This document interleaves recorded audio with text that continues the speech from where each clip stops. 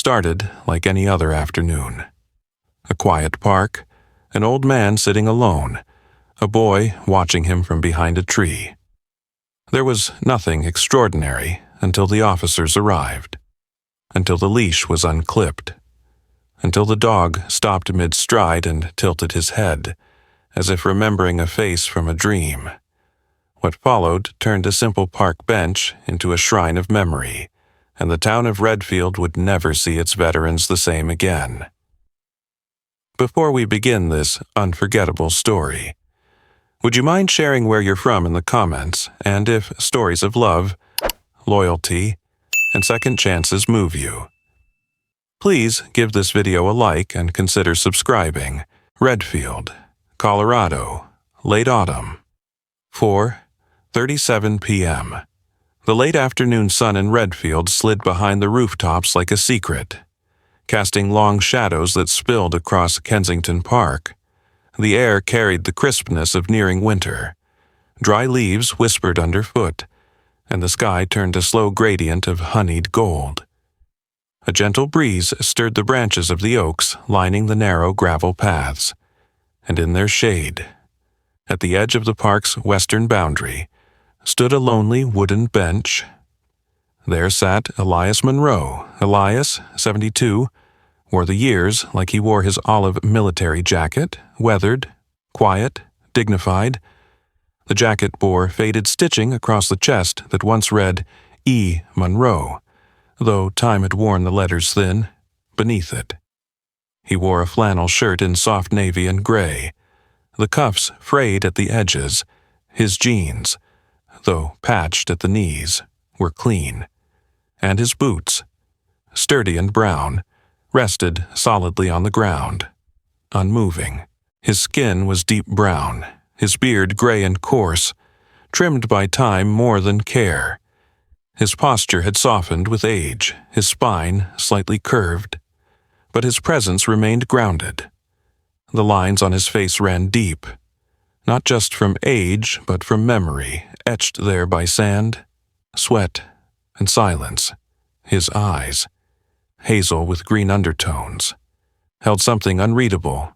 They scanned the horizon absently, resting at times on the tips of trees, the people passing by, or nothing at all. Elias came to the park every afternoon. He didn't speak, didn't beg, didn't pace. He simply sat, arms crossed or hands clasped, sometimes nodding at a passing dog or closing his eyes to the breeze, to the townsfolk. He was an old silhouette at the edge of the path, familiar and forgettable. Most avoided eye contact. A few quickened their pace when near him. Some mothers held their children's hands a little tighter, instinctively. But Elias never responded. His bench, his silence, and the filtered sunlight were all he asked for. All except one boy. Benji Keller, 10 years old, was a wiry figure with restless feet and a backpack that seemed to swallow his small frame. His blonde hair stuck up in every direction, and he often wore mismatched socks and hoodies too large for his shoulders. He lived in a townhouse across from the park with his mother, who worked evenings at the diner on 5th and Ash. Benji had noticed Elias weeks ago, on a Sunday walk home after church. Since then, the boy had made it a habit to slow his steps when passing through the park, stealing glances from behind lampposts or trees. To Benji, the old man didn't look scary. He looked sad. He looked like someone who used to be something big, like a general or a cowboy, or one of those quiet heroes in the movies his dad used to love before the accident, though Benji never approached. He always looked, watched, wondered. Sometimes he'd whisper questions to himself like, "Why does he sit there every day, or what's he thinking about?" He even started drawing sketches of the man in his school notebook, turning him into comic book characters in the margins. On this particular afternoon, Benji hid behind a tree only 20 feet from Elias, peering at him through the fluttering red leaves, He clutched a half-melted candy bar and stared. Unmoving. Elias sat like a statue, not bored, not restless, simply still, as if he were waiting for something to begin or something to end elsewhere. The police department phone rang. It was the third call in 2 weeks. "Yes, ma'am," said Marlene, the dispatch operator holding the receiver with practiced disinterest. "What's he wearing? Army jacket?" "Yep, same guy. Yes, ma'am, we'll send someone." She hung up and turned toward the front desk. Carter, bench guy again. Deputy Carter Evans looked up from the paperwork he'd been avoiding. He was 32, broad-shouldered, with neatly combed brown hair and a strong, angular jaw. His uniform was impeccable, badges polished, shoes always clean. He was the kind of man who followed rules like gospel. Raised by a father who had spent 3 decades as sheriff in a neighboring county. For Carter, law was safety, and safety was structure. "I'll go," he said. Rising with intention, Redfield was a quiet town, and disturbances were rare, but Carter had been taught that order wasn't a suggestion, it was a duty, and a man who showed up daily, sat for hours, and didn't speak to anyone. That was a loose thread, and loose threads, in his mind, needed to be checked. As he made his way toward the park, the sun began to bleed into the trees. His boots clicked steadily against the path as he approached the west side, hand resting near his belt, but not on it. The man was still there. Elias. Unmoving. Watching nothing. Or everything. Benji, from his hiding place, recognized the police uniform. His eyes darted between the officer and the man on the bench. Something in his chest tightened. Carter slowed as he reached the edge of the clearing, where the oak stretched wide and cast a halo of leaves over Elias's bench. He stopped several feet away, assessed, measured. Elias didn't flinch. The light in Kensington Park had taken on the soft, golden hue of late autumn, but the air had thickened with a quiet tension. Beneath the old oak tree, Elias Monroe sat still on the wooden bench, the same place he had occupied every afternoon for weeks. He didn't shift or speak. His hands rested calmly in his lap, fingers intertwined, his eyes, once half-lidded in quiet thought, now focused sharply ahead. Deputy Carter Evans stood a few feet away, jaw set, eyes trained on Elias with cautious intensity. Behind him, the narrow path leading through the trees was quiet, save for the crunch of dry leaves as a second police unit approached. A black and white cruiser pulled to the edge of the lawn. Its door opened, and a uniformed officer stepped out, followed by a large German shepherd, its leash held short in one gloved hand. The dog moved with precision, muscles coiled under a sleek sable coat, ears upright, eyes alert, his name, stitched into the black harness strapped to his chest, was Ranger. Elias's gaze shifted when Ranger appeared. It wasn't fear nor surprise, more quiet recognition. His posture remained composed, but something behind his eyes stirred. He blinked, slowly, as if awakening from a long-held memory. Carter nodded to the handler, a tall, solidly built man with close-cropped hair and mirrored sunglasses. The officer gave a sharp tug to Ranger's leash, guiding him forward. The dog responded instantly. Walking at his side with trained purpose, Benji Keller crouched behind the base of a large elm tree not far from the scene. His small fingers clutched the sides of an old handheld gaming device, a battered gray Nintendo DS with a cracked corner. The red record light blinked faintly. His breathing was shallow. He had watched the entire exchange from the moment Carter arrived. Now, as the dog advanced, he pressed the console closer to his chest, the lens just barely peeking around the trunk. Carter took a step forward, voice clear and firm. "Sir, this is your final warning. We've asked you to leave the park. Failure to comply will result in removal." Elias turned his head slightly, not to argue, not to plead, just to speak. His voice was soft, but steady. "I gave this country everything, 34 years of service, and now I ask for nothing but a quiet corner in the sun." Carter's lips pressed together, his expression unreadable. His hand hovered briefly near his radio. The wind swept through the trees again, carrying with it the scent of fallen leaves and something else. Anticipation. Benji's Diaz trembled slightly in his grasp. Then Carter turned his head toward the handler and gave a single, decisive nod. "Release the dog." The handler loosened the leash. Ranger, muscles taut, surged forward. The command had been given. Ranger surged forward with precision, paws tearing softly across the autumn grass, his muscular frame taut with discipline and purpose. The air around Kensington Park seemed to draw inward, holding its breath. Even the breeze grew still. Elias Monroe remained seated on the old wooden bench beneath the oak, his hands resting calmly in his lap. Yet, as Ranger charged, something in the old man's posture changed, not with fear, but with an alertness born not of danger, but recognition. His gaze locked onto the approaching dog, and for the first time that day. His lips parted slightly, a whisper catching in the back of his throat. Ranger's movement slowed, just yards away from Elias. The dog stopped completely, his ears still alert, now tilted in confusion. His tail, once stiff, gave the slightest twitch. Ranger sniffed the air again, his head lowering as if caught between instinct and something far older than training. He took one step forward, then another, slowly, cautiously, from behind the hedge.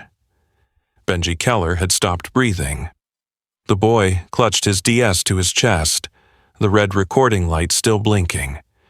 He had never seen anything like this before, not in movies, not in books, not in the world he knew. Elias leaned forward on the bench, hands now slightly raised, palms open. His voice cracked the silence like sunlight through fog. "Ranger, is that you?" At the sound of his name. The dog's body shifted, rigidness dissolved, tail lowered. Ears turned toward Elias like radar tuning into a frequency long forgotten. Then, with a suddenness that felt like lightning striking, Ranger let out a low whine and bounded forward, not with aggression, not with force, but with joy. The German shepherd launched himself into Elias's chest, pushing his front paws onto the man's lap and burying his snout into the folds of Elias's jacket. The force nearly knocked Elias back against the bench, but he let out a rough, choking laugh and wrapped his arms around the dog's neck as if it were the most natural thing in the world. All around the park, the world froze. Children on scooters stopped mid-glide. A woman holding a yoga mat halfway to her car paused, eyes wide. A man on his jog came to a standstill, sweat cooling on his brow. Time, for one suspended heartbeat, ceased to move among the officers. A younger woman had arrived moments earlier, a late response to Carter's call. Officer Maya Brooks was in her early 30s, a compact figure with short, curly hair, skin the shade of polished chestnut, and eyes that held a quiet, steady empathy. She had joined the force after her brother, a Marine. Never came home from Afghanistan. Compassion, for her, was both burden and compass. Now, watching this moment unfold. She felt her throat tighten. Ranger, the most disciplined K-9 she'd ever worked with, was nuzzling the man like a long-lost child finding home. And Elias, stoic, silent Elias, was murmuring into the dog's ear with a voice she could barely hear but instinctively understood. Carter Evans, standing just behind Maya, stiffened with disbelief. His hands curled into fists at his sides, not in anger, but in confusion. Everything he'd been trained to expect, protocol, obedience, order, was falling apart in front of him. Dismantled not by violence, but by something gentler, something older, something like memory. "Stand down," Carter barked, more out of habit than need, but Ranger didn't move. Benji dropped his DS with a soft clack onto the ground. Tears had filled the boy's eyes without his noticing, brimming at the edges, falling quietly down his cheeks. He had never seen anything so powerful, so impossible, and yet so clearly true. Elias gently pushed Ranger back enough to look at him. His rough fingers traced the dog's muzzle, then behind his ear, just so. Ranger leaned into the touch, eyes closed, body still. "He saved me once," Elias said, voice raspy but strong, projecting now for all to hear. "In Mosul. Pulled me from the rubble after the blast. I thought he died in the second wave. I held him while the medevac came. They said he didn't make it." Carter looked over at Maya, his expression pleading for logic. "That can't be. Ranger was a pup when he came to us. 4 years ago." Elias shook his head. "That's what they told me, too." Maya stepped forward slightly, her voice gentle. "You're saying this is the same dog Elias didn't answer directly." Instead, he knelt lower to the ground, resting his forehead against Ranger's. "He remembers. That's enough for me." A silence passed between them all, heavy and sacred. Then Maya turned slightly, brushing a tear from her cheek. "He's not just responding to scent." She said, "Look at him. He knows, he remembers." At that moment, a woman pushing a stroller stopped a few yards away. Sarah Langdon, a local librarian in her late 40s with silver-streaked brown hair and a perpetually thoughtful frown, was known for her sharp memory and sharper instincts. She watched the scene with one hand on her stroller handle, the other pressed against her chest. "That's not a dog following orders," she murmured aloud, not to anyone in particular. "That's a reunion." Maya took a slow step toward Carter. "We need to document this properly, and not with a charge sheet." Carter, still stunned, gave a silent nod. Benji, wiping his eyes with the sleeve of his hoodie, picked up his DS again. They were family. He whispered. He said they were family. By the next morning, Kensington Park was no longer just a quiet corner of Redfield. It had become something else entirely, a place where a miracle had unfolded and then rippled out into the world. Benji Keller's shaky video, recorded through the cracked lens of his aging Nintendo DS, had been uploaded to his mother's Facebook page the night before. By sunrise, it had been shared more than 1,000 times. By noon, local news stations had picked it up. The caption read simply, "He remembered him. After all those years. Now." The bench beneath the old oak was never empty. Elias Monroe sat in his usual spot, but this time he wasn't alone.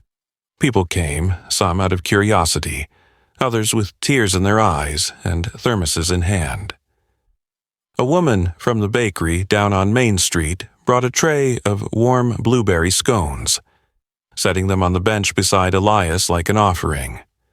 A teenage girl left a small bouquet of sunflowers. A man in a postal uniform saluted silently as he passed. Ranger lay stretched beside Elias, his head resting on one paw, the other draped protectively across the old man's boot. He didn't growl, didn't bark. He simply watched, alert, serene, as if he understood that this ground was sacred now. Benji sat cross-legged in the grass nearby, scribbling in a battered spiral notebook. His sketches had grown more detailed in the last few days, in one. Elias stood heroically, Ranger beside him, an American flag in the background in another. Elias was just a man on a bench, but the faces of the crowd behind him glowed with soft, golden light. He didn't understand everything, but he knew one thing. Elias wasn't invisible anymore. Deputy Carter Evans had been at the precinct when the video first reached the department inbox. He'd watched it twice, once as an officer, then again as something else. Maybe as a man, maybe as a son. Now, as he walked the path toward Elias's bench, he carried something more uncomfortable than suspicion, remorse. His normally polished boots moved slower today, and the creases in his uniform seemed to weigh heavier on his shoulders. Elias looked up as Carter approached. There was no resentment in his eyes, but neither was there warmth. Carter paused before the bench, cleared his throat, and removed his hat. "Sir," he said, "I came to apologize." Elias didn't speak. Carter shifted his stance, awkward in a way he wasn't used to. "When I saw you sitting here, I didn't see a veteran, I didn't see a man. I just saw a problem I was trained to move." The old man's eyes didn't waver. "I'm sorry for that," Carter said, more quietly now. "For forgetting to look beyond the badge." Elias finally nodded. "It's hard to see people when you're told to scan for threats." There was no bitterness in the words, only truth. Carter let the silence rest a moment, then added, "If there's anything I can do to make things right, there is." A voice cut in. Officer Maya Brooks stepped out from the trees, holding a clipboard and a large travel mug of coffee. She looked fresh from patrol but focused, as always. Her stance was firm but inviting, a balance she had learned after years of being overlooked herself. "We can make this more than just a story," she said. "We can give it permanence."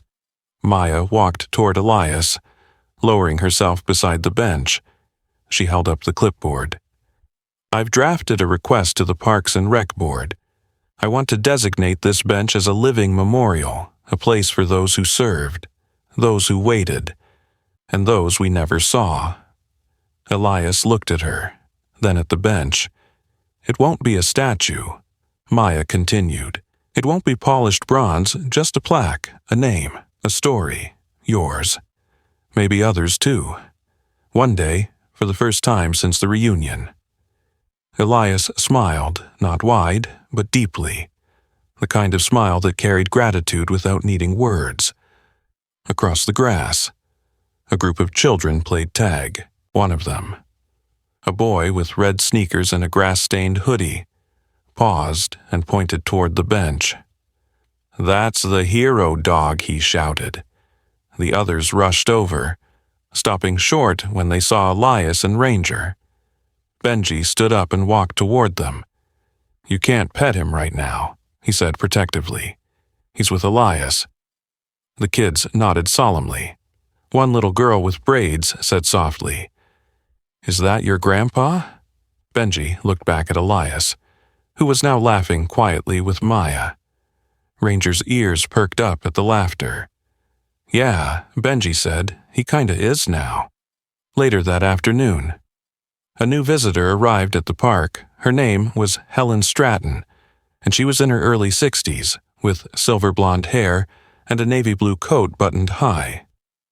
She walked with a slight limp, an old injury from a factory accident 2 decades back. Helen had spent most of her adult life working as a night janitor at the local high school. Rarely seen, even more rarely heard. She stood beside the bench and handed Elias a folded letter. "My brother," she said simply.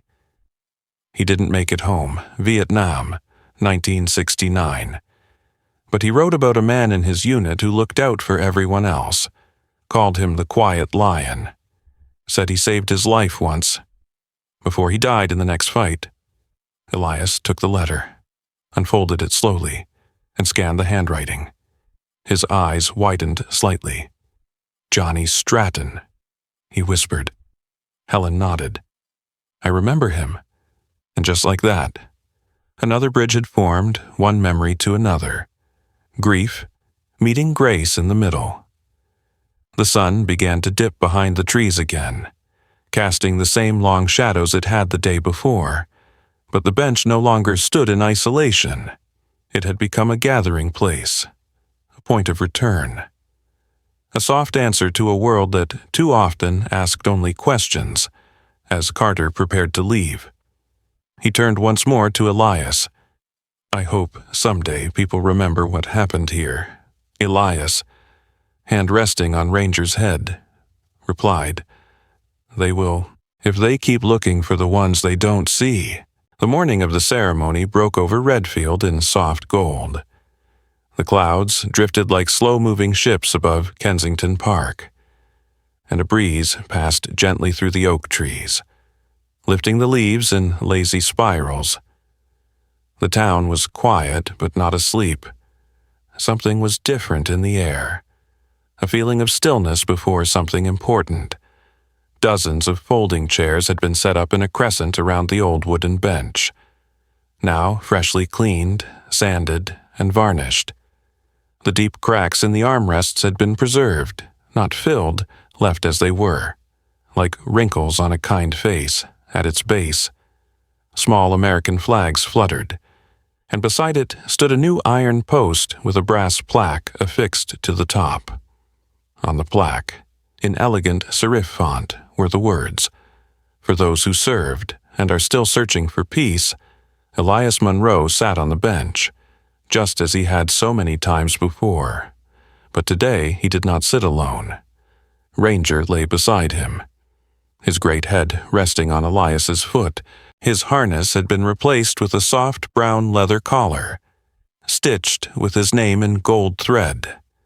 He was no longer an officer, no longer Canine Ranger of Redfield PD.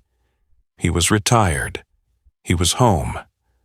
Around them gathered the people whose lives had been touched by a quiet miracle. Benji Keller, now with a fresh haircut and his DS tucked in his pocket instead of in his hands, stood next to his mother, a petite woman in her late 30s with tired eyes and a prideful smile. Deputy Carter Evans stood just behind the mayor, hands folded, his uniform freshly pressed but somehow less rigid than usual. Maya Brooks stood beside him, dressed in civilian clothes for the first time in weeks, navy blazer, jeans, and a sunflower pin on her lapel. The mayor of Redfield, Josephine Layton, was a tall woman in her early 60s with silver hair always tied in a braid over one shoulder, known for her firm handshake and her ability to remember the birthdays of nearly every city employee. She was a widow, and she rarely spoke about her late husband who'd served in the Gulf War, but today, she wore his unit pin on her chest, standing at the podium. Her voice was clear, dignified. "We are here today, not simply to honor a man," she said, gesturing toward Elias, "nor just a dog, though Ranger has certainly earned his place in the story of this town. We are here to honor a truth, that we do not always know the battles people have fought simply because they no longer wear the armor." She turned slightly, her voice softening, and sometimes those battles are still being fought, quietly, on park benches. Elias lowered his gaze slightly, one hand resting gently on Ranger's back. The dog gave a soft exhale and leaned into him.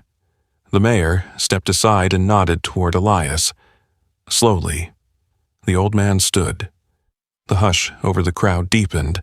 Elias looked out over the people gathered, young, old, officers, teenagers, mothers with strollers, veterans in faded caps, strangers, some friends.